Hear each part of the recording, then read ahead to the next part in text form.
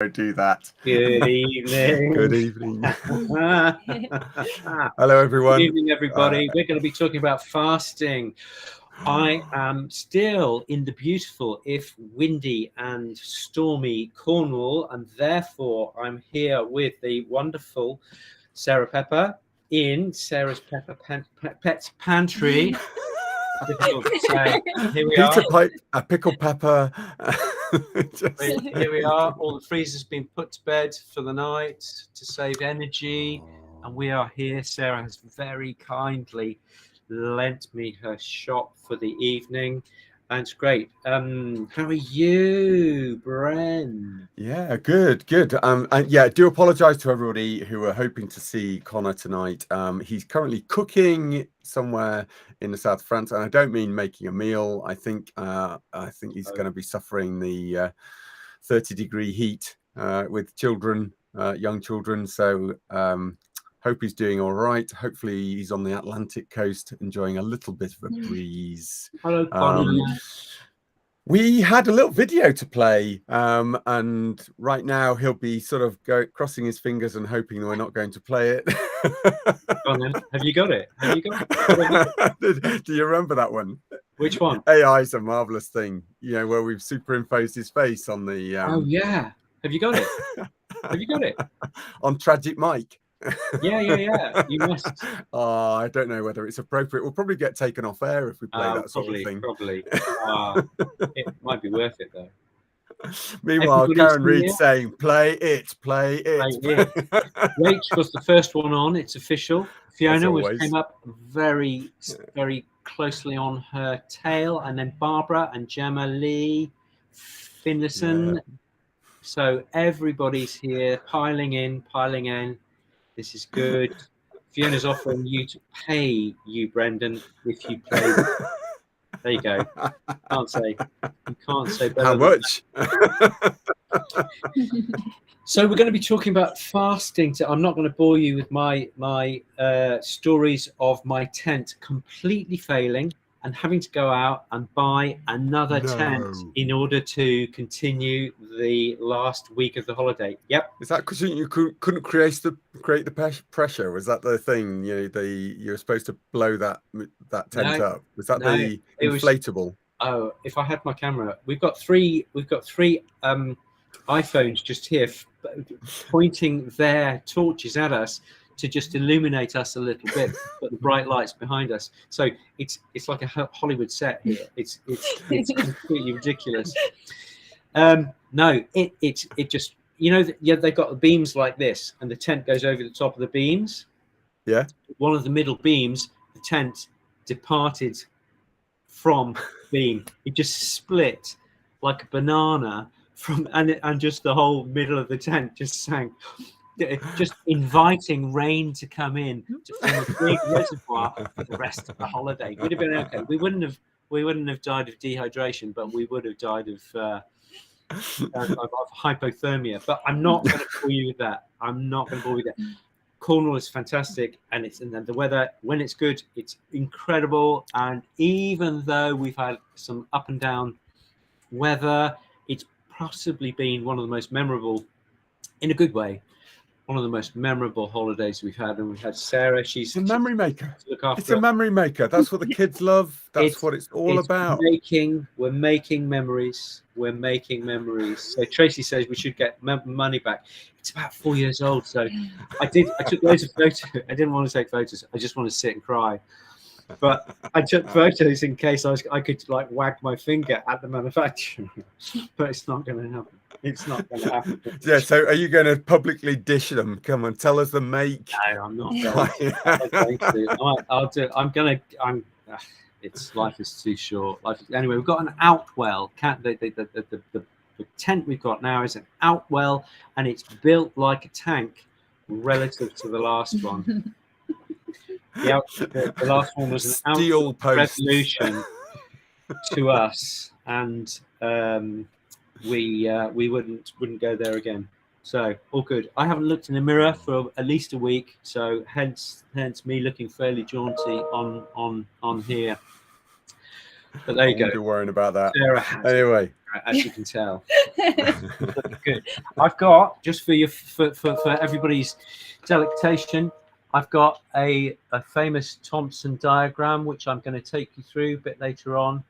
Marvelous. From my friend Dr. Jason Fung, who I think is a master of explanation. He's done a really great YouTube video, and I've kind of ripped it off. However, I am going to say Jason Fung is the man to read. So all good. So Bren, where are we going to go today? We're going to talk about fasting. Sarah's going to ask, she gets lots of questions about fasting, or my dog can't fast, or my dog is on too high fat, too low fat food. What can I do? So I've asked her if she would give us the real input from what she hears in the shop. She's talking to people. Sometimes they get 50 people a day. They have a manic Monday, and every Monday, and they get 50 people through the door, which if you divide it by between 10:30 and 5, that's probably one person every 7 minutes or something. That's a lot of people going ding, ding, ding, all asking questions. So she's got lots and lots of really wonderful questions from the real people. Yep. With real dogs. So she's going to be our reality check while you and I do a barometer. A barometer. Yeah, we need one. Brilliant. And I think there's so many questions. I mean, thanks for all the comments on Facebook for pre this live.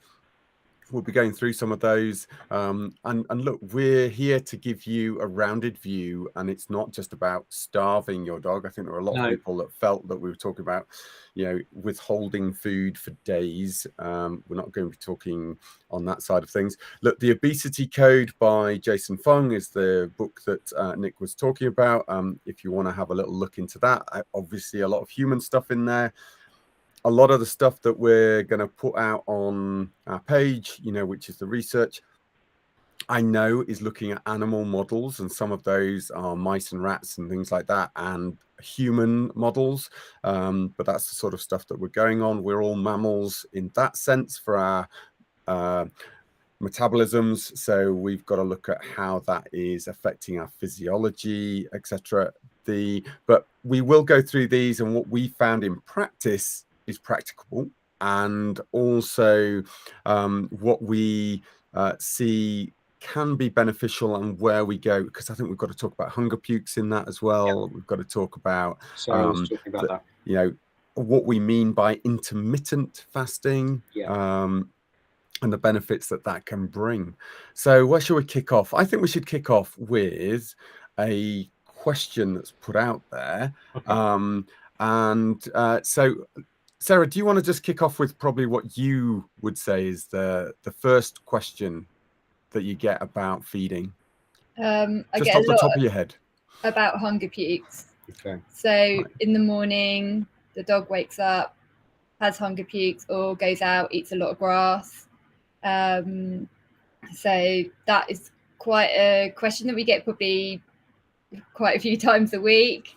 I know with my dog, if he doesn't get fed at a certain time, he will get that, and that's normally past 11 o'clock. But yeah, we had a customer the other day that was feeding her dog at 4 p.m. in the afternoon and wasn't feeding it until 8-9 o'clock in the morning the next day, and the dog wasn't coping with that very well. So that's quite a common question you get asked. Right. Okay, well, I will just pop in there. If you want to look up Sick Like a Dog, it's one of our videos from a couple of years back in the summertime, I think. And we do talk about hunger pukes a little bit in there, but I think we should do a little précis of what that video entails. Nick, you love this one as much as the next man. So go on, I'll let you have a go first. I do. I don't. So how about if I do morning pukes and you can do hunger pukes, rest of the day pukes, Bren? Okay. That's being very democratic and all. Yeah. Okay. So morning pukes. There is a thing called bilious vomiting syndrome. Okay, and we even got taught about it in the 80s. So it's been around for a long time. That's a long time now. And fundamentally, they even then they recognize that some dogs, if they are fed mid-late afternoon, can't go through the night without having these morning pukes. Now, this is morning pukes, which is morning vomiting, okay, bilious vomiting syndrome. And you get kind of a frothy, whitey, maybe yellowy vomit. The dog is fundamentally pretty okay. They may want to eat grass in the morning. They've kind of got, it's like an indigestion. It's like a, ooh, I can't cope. And as long as the dog is otherwise fundamentally well, the cure for that is just to feed some food, not just a treat, and definitely not a bonio or something, but to feed some food last thing at night. So if you go to bed at 11, you feed some food at 11 after they come in from their evening pee and poo or whatever they do in the evening. So, and that in many cases is curative to those morning pukes. Some dogs, because everybody's different, need a little bit extra, and what they need is a feed first thing in the morning. So you get up at 7, you give them a little feed, a little something, even just a handful, and that will tide them through till breakfast when they come back from their walk. If you feed them at 7, you've got 2 hours till they go out at 9. You then come back at 10, and you can then feed them at 10, and that might just cure that in a trice. So that's BVS, bilious vomiting syndrome, bilious vomiting syndrome, and that's the morning pukes. And vomiting during the day is similar to that, but I'm going to let Brendan come in with hunger pukes and vomiting during the day. Bren. Yeah, look, let's put to one side general vomiting. If there's lots of food coming back, if there's regurg, please look at Sick Like a Dog video, go to there. So what we want to concentrate on is if this is vomiting on an empty stomach. Okay, so literally you're seeing a small bit of bile coming back, usually after a lot of gurgling, stuff going on. And if you've got some inflammatory syndromes, and we see this a lot certainly with kibble fed animals, and that's where a lot of you guys might be dealing with those as they're transitioning, and the owners are worried because they're kibble fed and they have these syndromes, and they're worried about what would be the situation if they're on raw. You may come across that. But remember, if they've got anything, we talked about this a few weeks ago with gastroesophageal reflux disease, where you've got an inflammatory condition of the gut, and you're seeing, effectively fluctuations in the amount of borborygmi, the gurgling in the stomach, when they don't have food there, that they may have some degree of inflammation and ulceration going on in the intestine, that brings back bile, refluxes bile into the stomach, and they bring that back. I personally would say that if you deal with those dogs, even if you're using bone broths as an interim, that's not truly feeding the dog. And it's a way of, keeping that level of nausea down without necessarily impacting truly the calorific value, and therefore the fast period for your dog. So those are options that you've there. Anything you want to add to that, Nick, from your aspect? I would say, and it's interesting because we were talking about this earlier with Sarah, because they do a lot of travel. They go around Europe. They are European champions in canicross. These guys. Mm-hmm. I'm sitting next to royalty here. This is amazing. So, but the dogs aren't here, so the real royalty. So they do a lot of travel. Therefore, they can't always feed at the same time every day. And there's a lot of people I notice are saying, I feed my dog at 8 p.m. I feed my dog at 5 p.m. I feed my dog at 6:35 p.m. And I would say that's potentially where you're having problems, in that dogs get a lot of anticipatory anxiety about when they're going to be fed. Somebody even mentioned about the anxiety thing. She used to feed their breakfast, and now she doesn't feed breakfast, and she no longer gets feeding cues because the dog has nothing to expect, nothing to anticipate. Sarah, what's your experience with feeding at set times or feeding with varying times? So if I feed my guys at set times, they will expect it. If we're going to a race, they kind of know it's a race situation. So we could be racing 11 o'clock or 2 o'clock in the afternoon. We do not feed our dogs before we race. Interesting. So, and then it will depend on what time we race to when we feed them afterwards.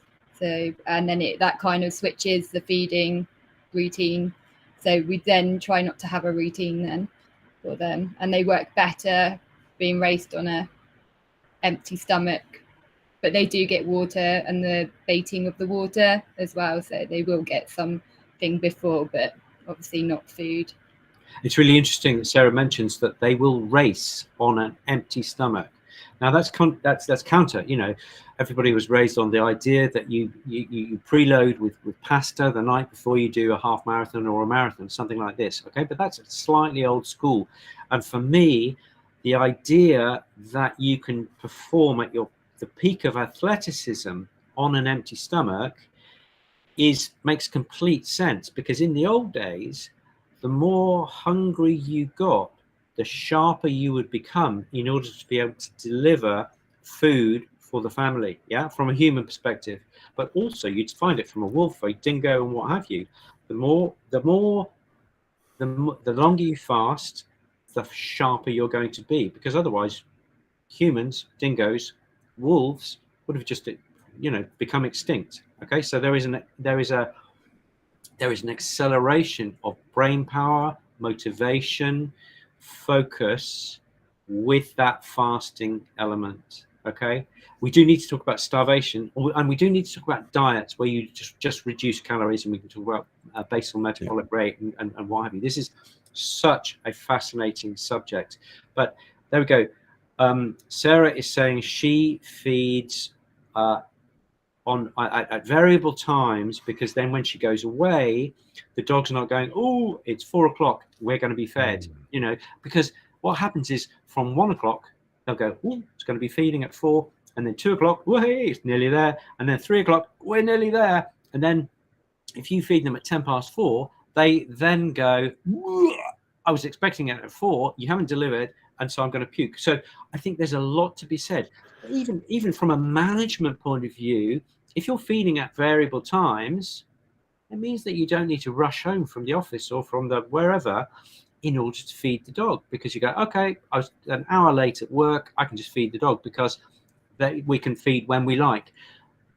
A lot of people say, well, if my dog is used to feeding at 5, if I feed them at 6, I'm just going to get hunger pukes. Yes, you might do initially, but if you went from 5 p.m. to 4 p.m, dog's going to go, wow, this is great. And if they went 4 p.m. to 2 p.m, dog's going to be thinking, this is really, really great. And then you can go from 2 p.m. to 3 p.m, and then they no longer, after some time, and maybe 2 weeks, maybe 4 weeks, after some time, they are not going to know when they're going to be fed, so they just chill out about the food thing, and they just ride this wave of fast, either from breakfast or from the day before, as they have been doing for 45 million years. Billion would be pushing it a little bit. Just a little bit. When the life on Earth started 3.5 billion years ago. Exactly. They're clever. They're amazing. They're not that amazing. So where are you on the variable feeding, Bren? Is there anything to that? Look, definitely for my dogs and for me, I would say variable feeding has probably been a mainstay. Just, you know, and I think it actually suits some people's lifestyles more than others, and I get that. You know, some people have to have structure in their day, and that's how they transfer onto their pets, just as some people will be saying we're transferring onto our pets to say that fasting is a good idea. And I would say, look, I see it for my dogs. I've seen hunger pukes. But actually, I've looked at that and then gone, is that truly hunger pukes, or is that just clearing of a couple of bone fragments that are left after chewing carcass, the following day, if they're not fed another breakfast to take those bone fragments down. Sometimes I see those being regurgitated. That's just a way of them eliminating them.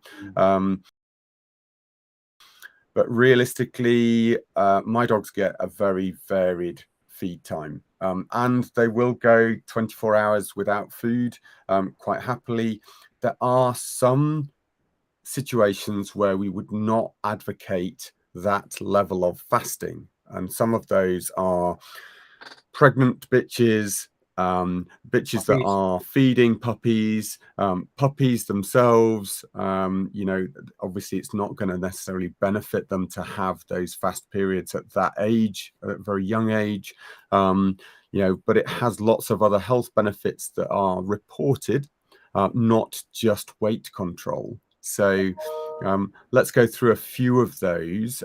Jason Fung's are mainly about the sort of improvement in insulin sensitivity and stuff. Do you want to bring up your little demo?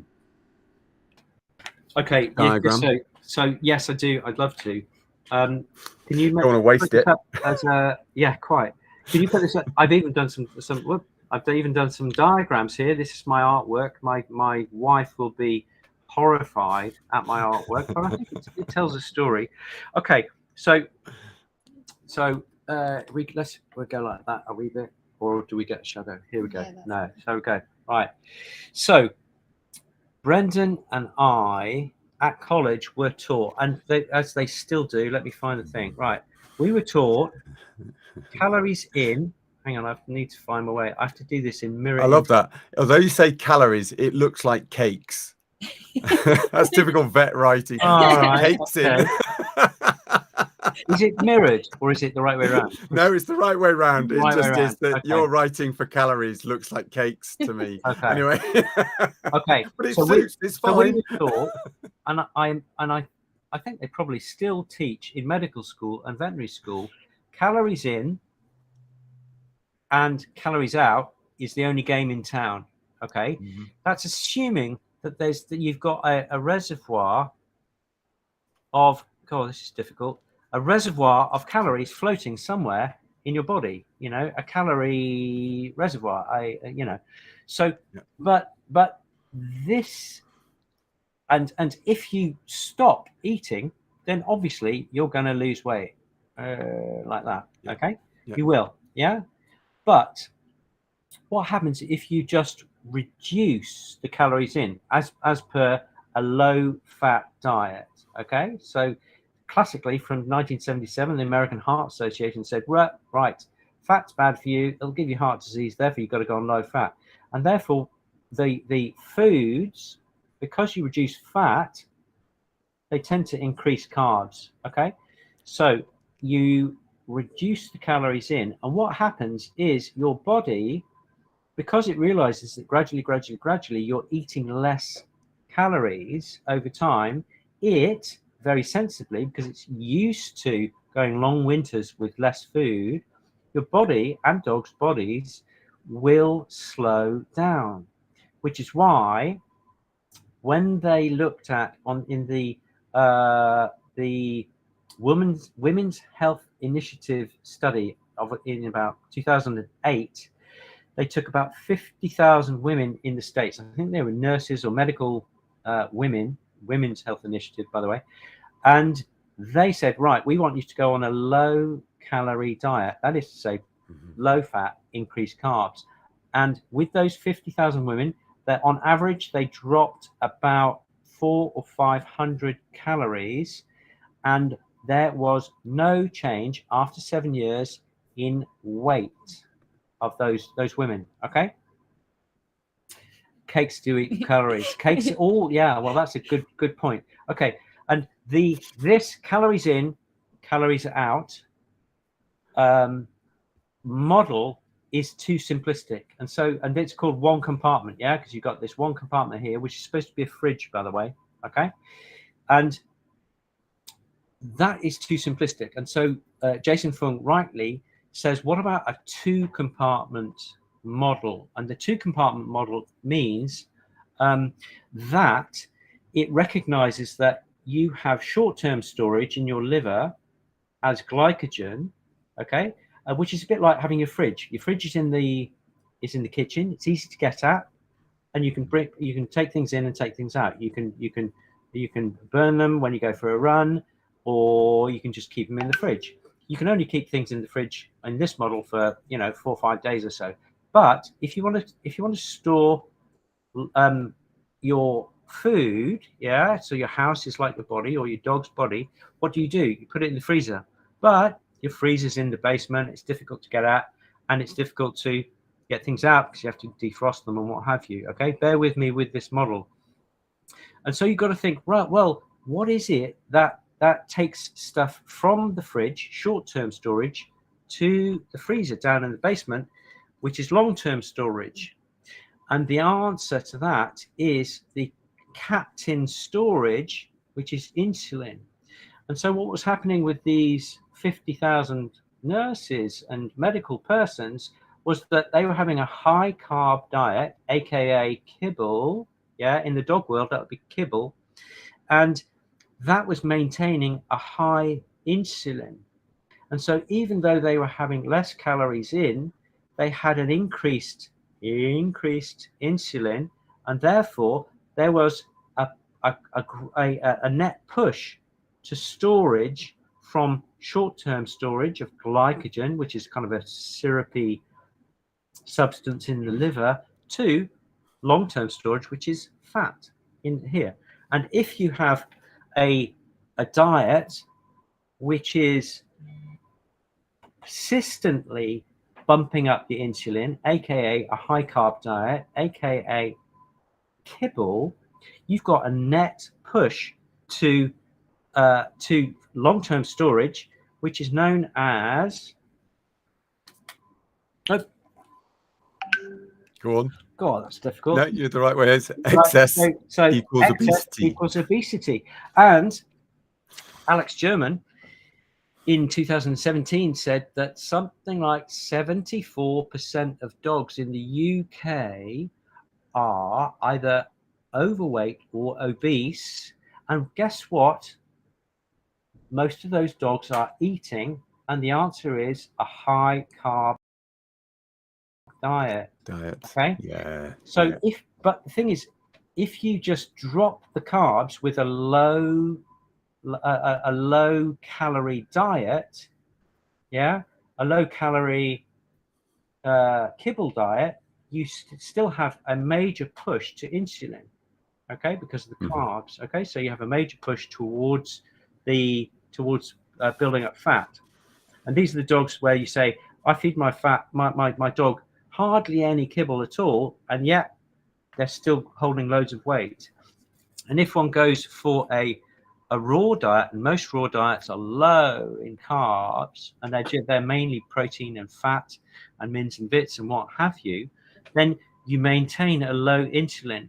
And essentially, insulin is the enemy. And anything you can do with your diet or with your dog's diet to reduce the insulin, which is in response mainly to sugar, a bit to protein, and very little to fat, which is why you can eat, Atkins came along and said you can eat loads of protein, loads of fat, and yet you still lose weight. It's because you're not stimulating captain storage, which is insulin. There you go. And brilliant.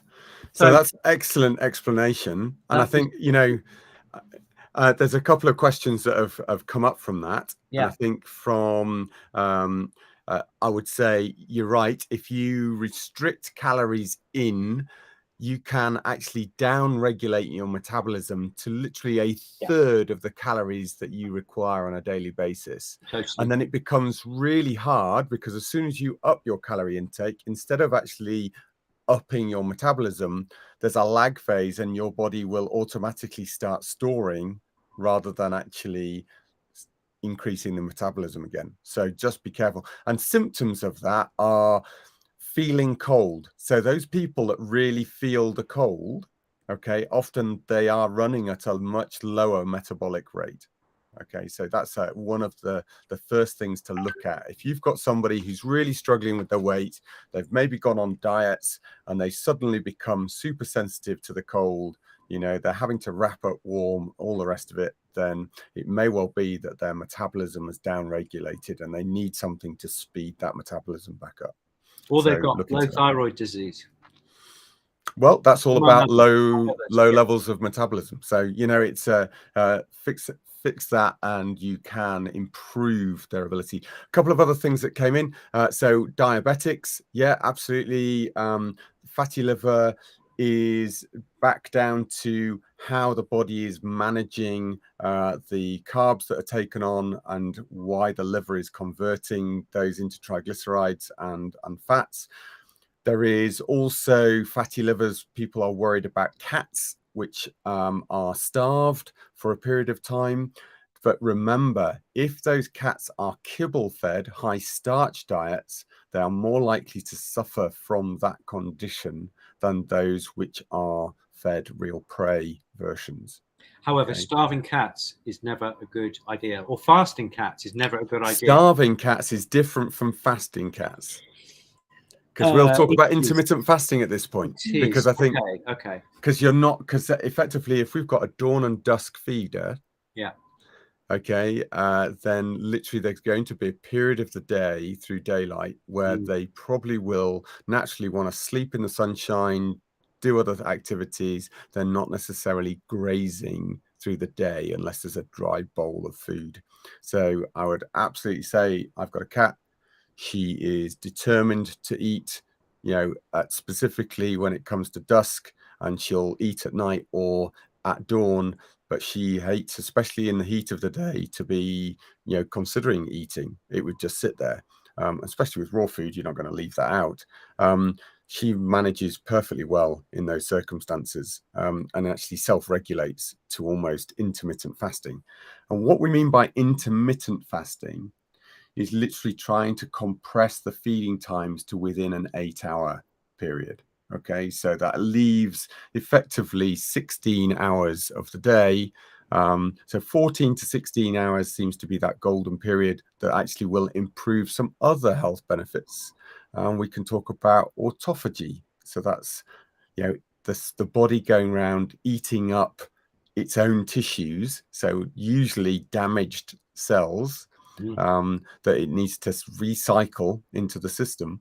And that has benefits because it will take out horrible things like tumor cells or cells which are damaged, you know, because of oxidation, damaged because of inflammation. And in those circumstances, that can only benefit the animal to remove some of those disease-provoking materials from the system, let alone some of the toxins that can build, you know, within those. If they are recycled and managed in a more regulated way by the liver, by the kidneys, they can actually then recirculate those and get rid of them from the bloodstream. Whereas actually, if they're stored in cells which are ongoing and damaged because of that toxin, then they can't get rid of it. Penny Wood, who works in zoos, has made an interesting comment. We only fast big cats from the Panthera group, which I presume is lions and tigers and panthers and what have you. Can you just talk about an ideal regime for a cat, Bren, just so that we're not being doggist? An ideal regime for a cat. So I would still say that for the small cats, you know, look, if they're hunting birds, they're hunting mice. Okay, I still see that they're not hunting down big prey, but they're hunting down prey which are going to be more susceptible to being hunted at dawn and dusk. Okay, and therefore they're more successful with their hunts in those periods. That's how I see it. That's how I've seen, and it seems to fit with when they want to eat. So they become more active then. You know, the number of people that complain about their, you know, cat suddenly becoming more active at night, running all over the bed, you know, wanting attention, you know, whilst they're asleep. There's some great Simon's cat little animations showing what they get up to whilst you're trying to sleep. And I think, you know, it just reiterates that's the sort of behavior we see in our pet cats. So I think, yeah, I totally get the big cats when they're hunting huge wildebeest and things like that, and they're gorging, and then they're sitting and slowly digesting all of that food over a period of time. They've sort of set up their metabolism, but I'm not talking about that. When I'm talking about pets here, we're talking about, you know, the cats which are going to effectively be taking out birds, mice, you know, those sort of rabbits, small prey that are going to be out and about for them to hunt. And if we mimic that with a raw food, if we're feeding at those times, I find that some people will come in saying, my cat's really fussy, they won't eat, and they're trying to feed them in the middle of the day in the heat. And as soon as we move their feeding times to somewhere that's raised, somewhere that's not on the kitchen floor, that's somewhere that's a nice shelf that's hidden away that they can just approach come evening time, or come to sort of early morning, they're perfectly happy with that. And they suddenly go back into a normal eating pattern. Okay. Very cool. So an ideal feeding pattern for dogs, however, is I will always try and push people to go for once a day feeding if at all possible. The exceptions to that will be small dogs who whatever you try will get hunger pukes. Okay, fair enough. Once a day is ideal, but twice a day is not the end of the world. But how do you do that? How do you go from twice a day to once a day feeding? Answer is you dissolve gradually breakfast feeding, and you add anything you take off breakfast and you add it to dinner, so they have a bigger meal in the evening. And if you can do that at a variable time, so much the better. And it's really as simple as that. Somebody mentioned earlier about doing it gradually. Do all these things really, really gradually. Yeah. Imagine if you went from 3 meals a day to 1 meal a day, you'd be pretty unhappy. But if your human owner gradually dissolved breakfast imperceptibly and dissolved lunch imperceptibly and fed you more in the evening, you would gradually move towards that. Yeah, you absolutely will. A lot of people say to me, I can't possibly do that because my dog's been fed twice a day for forever. If you do it slowly enough, you probably can. The exceptions are the small dogs who get the hunger pukes and the deep-chested dogs like red setters. If there's even the smallest risk of having torsion and dilation and torsion, then you don't want to do that. Yeah, any bloat issues, things like that, then maybe you want to stick to twice a day. Okay, that may be a microbiome issue which you can look at with your raw feeding vet. It may be, you know, some kind of enzyme issue, whatever it might be. But if there's a risk of bloat, don't go there. And I would say though, with that thing, feeding twice a day, you can still fit into an 8-hour window. You can, you know, so you can still give them those 2 meals, even 3 meals if you want to spread it out, but just keep it to that 8-hour window, and you are still then actually encompassing some of the health benefits seen in intermittent fasting. Yeah, I think dogs will go out hunting in the morning because that's what they do. So for me, it makes a lot of sense to not feed a dog until midday or beyond. And if you start at midday, you've still got 8 hours. You can still feed the dog at midday and 4 and 8. Or if you've got a bilious vomiting syndrome dog, you can feed at 2 and 6 and 10. Okay, so I think that's squeezing the feeding times to a more narrow time so that you have got this fasting, this intermittent fasting, which is basically missing breakfast. It's very, very, very health giving because the pancreas, for example, loves to rest. And if we're feeding 2 or 3 times a day, you're stimulating the pancreas. Even if you're feeding a great raw food diet, there is some demand on the pancreas. And I always say that fasting is to the pancreas what sleeping is to the brain.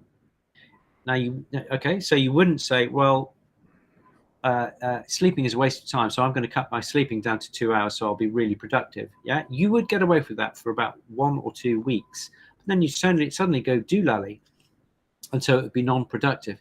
So the question is, just like sleep, you do your sleep in a 6, 7, 8 hour period. Why not do your feeding in a 6, 7, 8 hour period so that you can rest, so that the gut can rest for 14, 16, 18 hours? I think there's a lot of sense in that. And the body is, I think, trying to teach us, and it's up to us to listen to that. You know, the Royal Canins, the hills of this world have been saying, I know you've got to feed twice a day. Why is that, guys? Is that anything to do with the health of your dog, or is it just to do with convenience and increasing the amount of product sold? I think that once a day feeding in many dogs, not all, is a really beneficial thing to do. And to, you know, Liv, to reiterate what Nick's just said, you know, I think absolutely, as you mix into this new way of addressing feeding, you know, you find that your dogs their physiology stops expecting food at a set time, and actually they can start to adapt to that more variable feeding time and that more compact feeding time. So yeah, you're right. And you know, I felt it. You know, you stop eating high carb sweets and foods, you know, every time you go and fill up the car or do anything like that. It's amazing how quickly you can switch your brain off from desiring that next endorphin fix from the sugar rush. Okay. And you know, it's the same if you can do that for those dogs that have been on high carb diets. If you're transitioning across, then that's going to only benefit them. Okay, so we find it quite useful when dogs are really fussy and they're like kind of going off their food. If you only feed them once a day, they quickly become pretty keen. I'm so glad you brought that up, Sarah, because actually, you know, the number of people that come in saying their dogs are super fussy, but when we body condition score them, you know, they can be, you know, on the obesity end of the scale. And it's sort of, you know, people have asked on the Facebook page, you know, well, how do I address that? You know, because they're obviously hungry, but they're obese, but I must give them food, otherwise I'm being cruel. I think there's so much that can be given. That oxytocin release that you can give them, which is as good a replacement for the sugar rush endorphin I've just been fed scenario, is actually attention, is actually grooming, you know, all of those other aspects to care. And I get it takes more time, you know, because it's not just reaching in the cookie jar and giving them something. But actually, I'd absolutely say if your dog is coming to you and you need to do something with them, try, you know, grooming them instead. You know, try and do something else that's more in line with that. In the garden, go to the park, play, and you burn a few more calories. Exercise is not a great way to lose weight. Okay, they always say you can't outrun a bad diet. Okay, so if you're on kibble, forget it. But if you're on a really great raw food diet and the dog's not losing weight, and you're feeding twice a day, 3 times a day, you can exercise that dog fairly strenuously and they probably won't lose that weight. If you start changing the timing, and that's all you need to do, then you can have a profound impact. Somebody was saying that their Labrador that needs to lose 5 or 6 kilos, but their elbows are gone and their hips are gone, and the orthopedic surgeon says they've got to lose it. That would be, I would say, you need to work with the timing and not with perhaps the quantity, although you've got to look at the quantity. 2 to 3% of body weight, you'd be coming down possibly to about 2% of body weight being fed every day. Yeah. Now I'm putting a bit of the science as we go is coming up on the Facebook feed, so you can have a look at those. Even one of the negative sort of reviews of fasting, and you know, there's a lot of health sort of discussions going on about the benefits of fasting, and it seems to outweigh some of the others. They are actually also, there's a review done down in Sydney, Australia, where they looked at intermittent fasting. And I think it was amongst the medical sort of students that were there. But actually what they realized, it wasn't just about calories going in and calories going out, they sort of looked at it on that basis of they left them on their normal diets and they put one group to doing fasting and one group not, and they saw limited differences. However, what they did say, there was distinct differences dependent upon the type of diets those fasters were on. Amazing. So if they were on a great nutritious diet and they incorporated intermittent fasting, they had not just weight loss, which I'd say hands down, absolutely they still would do on intermittent fasting across the board, but they also would gain some of the other benefits on health. Whereas if you just have a really useless diet and you intermittently fast, then you are unlikely to gain any of the other health benefits.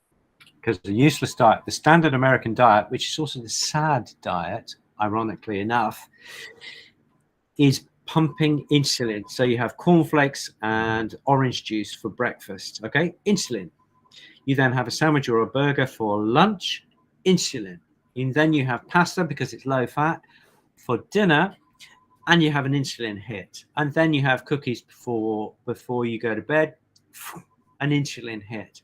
And in the old days, insulin was a Sunday best, if that. You know, it was like it's once in a blue moon hormone.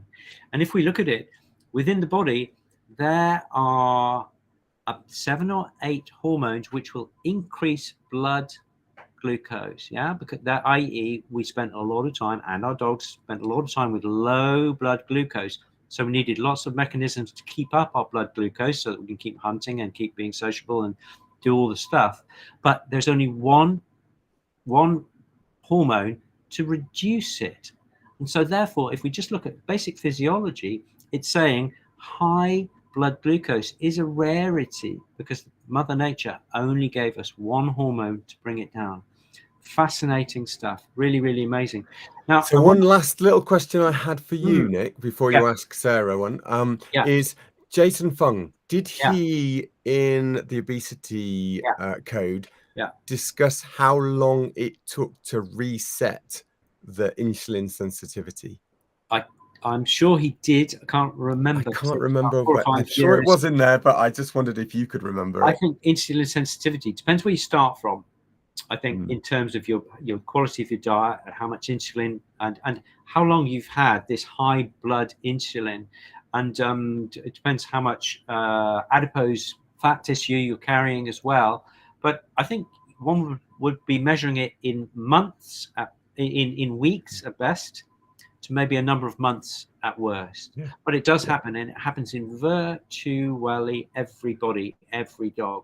Okay, if you've got low thyroid disease, then that may put a spanner in the works, but it will happen with most dogs. Also remember the influence of cortisol, which is a stress hormone, upon that, and therefore the impact of improving the sleep quality of your dog.